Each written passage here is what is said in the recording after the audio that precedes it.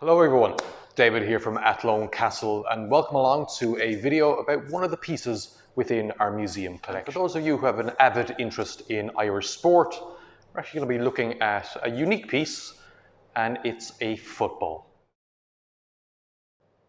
So in the cabinet here behind me, we have a football that was used in 1924. In fact, in a match between Athlone Town and Fordsons of Cork. Now Fordsons themselves, they later became Cork City FC. The match itself, well, it was won by Athlone Town in a scoreline of 1-0. The only goal scored by Athlone was by a man named Dennis Dinny Hannon. So everybody, we're just going to take a little closer look at the ball itself. So we're going to open up this cabinet here behind me. So the ball I'm holding right here was the typical ball used in football matches in the 20th century. Certainly in the early 20th century. Very different to the footballs used in today's modern game. This football, well, it was primarily made from leather.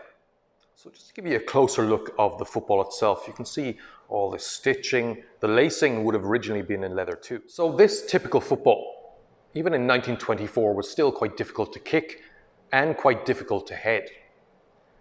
But going back in time to 1838, to a man named Charles Goodyear. He revolutionized the rubber industry. He invented what was known as vulcanized rubber. Now, we're not going to go into the science behind it. It's all very convoluted. What it meant for football, though, was that balls themselves became a lot lighter and actually were easier to kick. They increased the bounceability factor of the ball. But there was a downside. In heavy rain, in inclement weather, they became like dead weights, like cannonballs. So, kicking and now heading became even more difficult. It actually led to many players of the time in later life actually having head traumas and neck traumas. They complained about this. And actually that's quite relevant today because some past footballers have come out in recent days and recent months telling us, I should say, about their problems with dementia and Alzheimer's. So everyone, thank you very much for listening and for watching me today with one of the pieces within our museum collection.